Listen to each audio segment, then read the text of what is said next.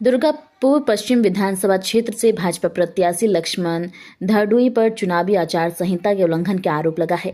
आरोप है कि मतदान से ठीक पहले रात के अंधेरे में इलाके में सोलर लाइट लगाने का काम किया जा रहा था। यह घटना दुर्गापुर के वार्ड नंबर 12 के कांडेश्वर गांव के बावरीपाड़ा इलाके में मनसा मंदिर के सामने की बताई जा रही है। स्थानीय लोगों का कहना है कि शनिवार रात वहां सोलर लाइट लगाए जा रहे थे। इस खबर की जानकारी मिलते ही तृणमूल कांग्रेस के कार्यकर्ता और समर्थक मौके पर पहुंचे और काम को रुकवा दिया। बाद में पुलिस को सूचना दी गई, जिसके बाद पुलिस ने मौके पर पहुंचकर स्थिति को नियंत्रित किया। तृणमूल कांग्रेस का आरोप है कि लक्ष्मण धड़ुई पिछले 5 वर्षों से भाजपा के विधायक होने के बावजूद आम जनता के बीच ज्यादा नजर नहीं आए, लेकिन चुनाव के समय आचार संहिता का उल्लंघन करते हुए विभिन्न इलाकों में सोलर लाइट लगाने की कोशिश की जा रही थी। কি দেখলেন কি হচ্ছিল? বলছি নির্বাচনী ঘণ্ট বেজে গেছে, নির্বাচনী নির্ঘণ্ট বেজে যাওয়ার পরও নির্বাচনী বিধি লঙ্ঘন করে রাতের অন্ধকারে চোরের মতন সোলার লাইট, মানে দুর্গাপুর যে বিজেপির বিধায়ক আছে সারা 5 বছর দেখা পাওয়া যায় না। 5 বছর কোথায় ঘুমিয়েছিলেন কোনো ঠিক নেই। এই রাতের অন্ধকারে 2-4 জনকে পাঠিয়ে দিয়েছে, কোথাকার লোক সব বাইরের থেকে এসছে, বাইরের থেকে এসে সোলার লাইট লাগাচ্ছে রাত্রেবেলায়। কোন জায়গায় লাগানো হচ্ছে এগুলো? এটা আমাদের দুর্গাপুর মিউনিসিপ্যালিটি কর্পোরেশনের 12 নম্বর ওয়ার্ডের আমরাই কান্ডেশ্বর গ্রামে লাগানো হচ্ছে। তারপর আপনারা কি খবর পেলেন? আমরা এইখান থেকে লোকাল লোক ফোন করলো যে রাত্রেবেলায় কারা এসছে, রাতের বেলায় চোরের মতন কী সকল করছে। আমরা রাত্রেবেলায় এলাম, এসে পরে আমরা এই রমজান ভাই আছে, আমি আছি, এসে পরে আমরা আটকালাম যে কি হচ্ছে এইখানে। কি দেখলেন এসে? এইখানে এসে দেখছি সোলার লাইট একটা লাগিয়েছে, আর বাইরের থেকে একটা গাড়ি এসছে। কারা লাগাচ্ছে এটা কি মনে হচ্ছে? কারা এরা? আর আমার যতদূর মনে হচ্ছে আমাদের ওই লক্ষণ ঘুরিয়ে যে তহবিলের যে সোলার লাইট লাগানো চলছে চারিদিকে, এতে তো নির্বাচনী বিধিভঙ্গর।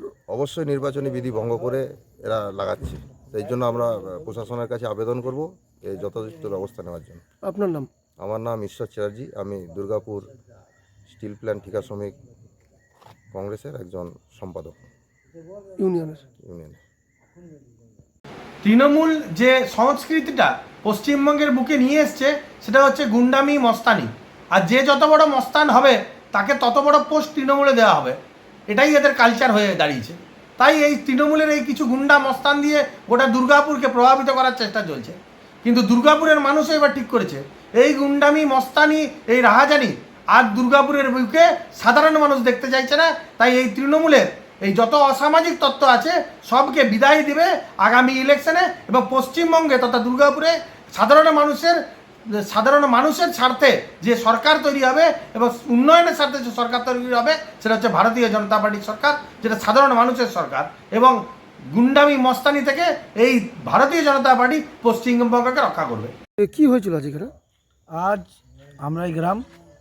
আমরা গ্রামের মধ্যে বাউরিপাড়া আমাদের আছে, সেখানে কর্মী, আমাদের তৃণমূল কর্মীরা আমাদেরকে জানায় যে রাতের অন্ধকারে বিজেপির সারা বছর যারা দেখা নাই, 5 বছর ধরে বিজেপি দেখা নাই, সেই বিজেপি এই সামনে ভোট 1 মাস ওরা নাকি লাইট লাগাচ্ছে।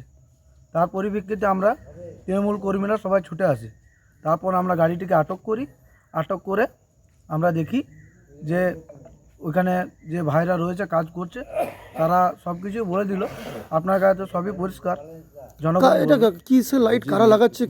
নির্বাচনী প্রক্রিয়া শুরু হয়ে যাওয়ার পরও কি নাম আপনার? আমার নাম এস কে সাজিকুল আমিন।